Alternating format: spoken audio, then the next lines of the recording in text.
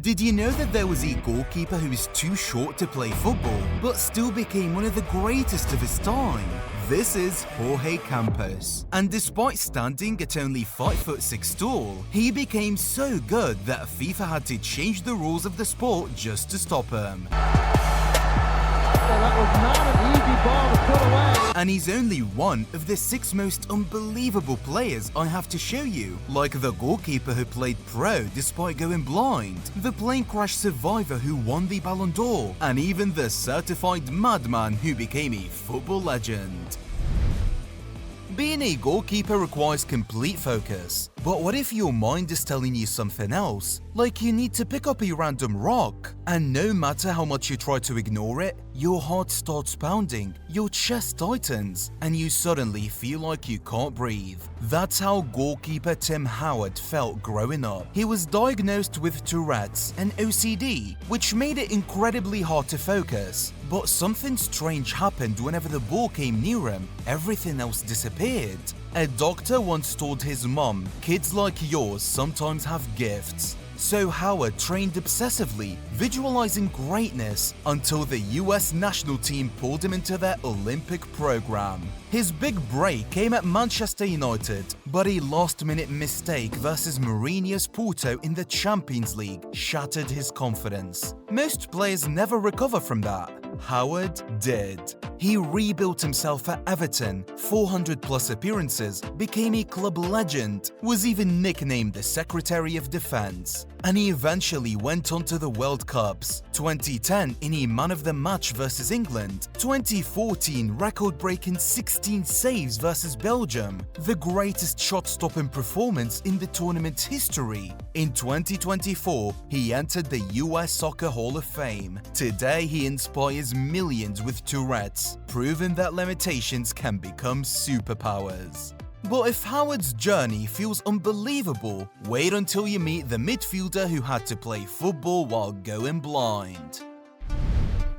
Edgar Davids faced something even more terrifying. He was going blind. When Davids began his football career, he looked like any other rising Dutch talent. Young, fearless, skilled, born in Suriname, raised in Amsterdam, and determined to break into Ajax's famous academy. But he was rejected twice. Eventually, Ajax gave him a chance, and he repaid them by helping them win the Eredivisie 3 times, and the biggest prize in European football, the Champions League.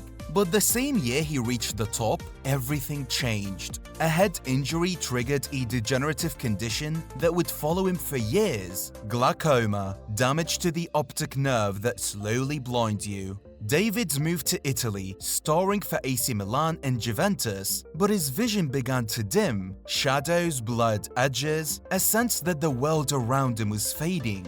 By 1999, he needed urgent surgery just to save what little sight he had left. He feared his career was over until doctors discovered special sport goggles that could protect his eyes, but he needed permission from FIFA to wear them, and even to use the eye drops required to keep his vision stable. FIFA eventually agreed. Davids returned, wearing the goggles that became his signature look.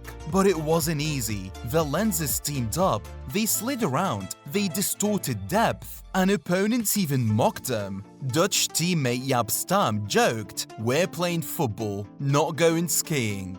Davids didn't laugh. He saw red, even picking up 25 red cards in his entire career. But still, he kept going. He starred for Barcelona, boosted their resurgence, played for Inter, Spurs, and eventually returned home to Ajax. The goggles, once mocked, became iconic, appearing in Nike commercials, video games, posters, and billboards. Davids didn't just survive his condition, he became one of the most recognizable footballers of his generation. But while Davids fought blindness, the next story is even more unbelievable, because the next player was born with only one hand and still made it to La Liga. Meet Alex Sanchez, a Spanish forward whose story should have ended before it began, but instead it became one of the most unbelievable journeys in modern football. Growing up, Sanchez played football just for fun. He never saw himself as different. He never wanted sympathy. He simply loved the game. And quickly, it became clear he wasn't just good, he was exceptional. But there was a problem. He was born with just one hand. Despite that, his incredible skills still shone through. At age 15, he received a call from local club Real Zaragoza. They wanted him, they believed in him, but the jump to professional football hit him harder than he expected. Suddenly, he felt the pressure. Teammates doubted him, opponents targeted him, and he said it felt like he was taking an exam every single day. Still, he kept going. In the reserve team, he exploded, scoring 12 goals in 10 games. So Zaragoza's first team coach, Marcelino, called him up. Then came the moment that changed football history. Against Valencia, Sanchez came on as a substitute, becoming the first ever one-handed footballer to play in La Liga. After 3 senior appearances, he left Zaragoza and dropped down divisions, but he didn't quit.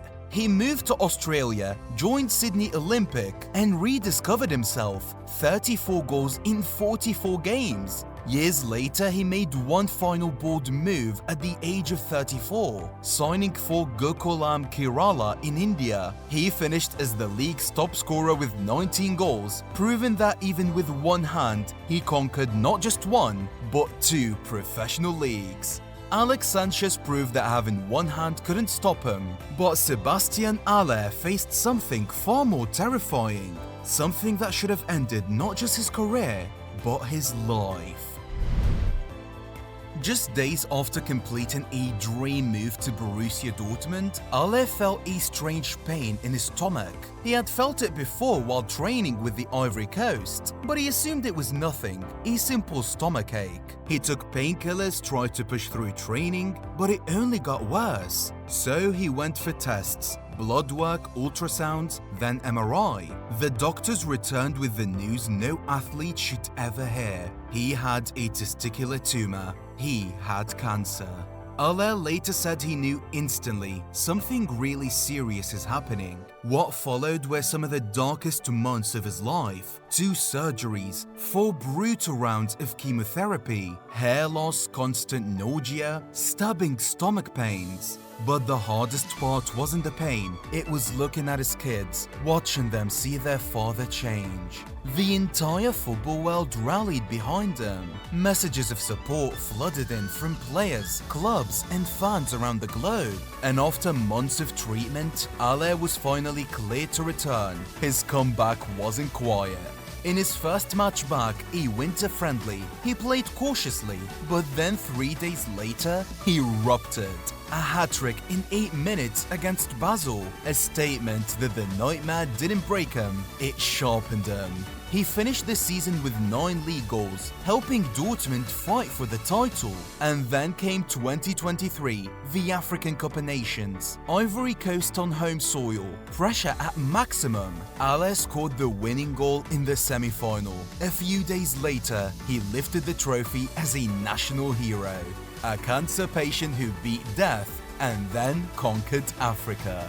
But as unbelievable as Haller's story is, the next player is the complete opposite. A giant striker who was told he was too big for football and still muscled his way into legend. Some players are told they are too small for football, but Adebayo Akinfenwa heard the opposite his entire life. You're too big, too heavy, too strong, you'll never make it. He weighed over 100 kilograms, capable of bench pressing double his weight. Akinfenwa looked more like a heavyweight fighter than a striker, and because of that, English clubs never took him seriously. So he had a bold choice. He left London and moved to Lithuania, a country completely off the football map. Most players would have quit before going that far. Akinfenwa didn't. He made an instant impact, scoring the winning goal in the Lithuanian Cup final. But behind the scenes, life was brutal. He faced horrific racism from the stands, and after a few years, he decided to return home. Back in England, he joined Welsh side Barry Town and won the Welsh Premier League. But the club collapsed financially and released the entire squad overnight. so Akinfenwa became a journeyman. Boston United, Leyton Orient, Rushden and Diamonds, Doncaster, 4 clubs in 5 months. Still, he kept pushing. He finally found stability in Torquay United, scoring 14 goals and winning fans' player of the season. But even then, the club got relegated. He then joined Swansea, scored in his debut, won the Football League trophy, and then broke his leg in his second season. Worse, he even failed a medical at Swindon because he was deemed too large to play professional football. But quitting wasn't an option. He rebuilt his career again at Northampton and Gillingham before joining AFC Wimbledon, where he finally found a home. Playing over 200 games, scoring 52 goals, earning them a promotion. And at last, after decades in the lower leagues, he reached the Championship, fulfilling a lifelong dream. At Chelsea, Cech was a monster. 6'5", lightning reactions, clean sheet after clean sheet. He was being talked about as the best goalkeeper in the Premier League. But one moment changed everything. In the first minute of a league match against Reading, Cech rushed forward to collect the ball, and midfielder Stefan Hunt came rushing in. His knee smashed directly into Cech's head. Cech fell instantly. He tried to stand, but he couldn't. He was rushed to the hospital with a fractured skull. Doctors had to insert 2 metal plates just to keep him alive, not to play football, to survive. Chelsea's manager Jose Mourinho said it plainly: Petr Cech is lucky to be alive. He lost all memory of the day of the incident. He was warned about severe long-term damage. He was told the risks were too great, that he should retire. But Cech didn't accept that. He told his doctors, "Don't tell me what I can't do, tell me what I can do." Just 3 months later, against medical advice, he walked back onto the pitch wearing a black protective helmet designed to absorb impact. It became iconic.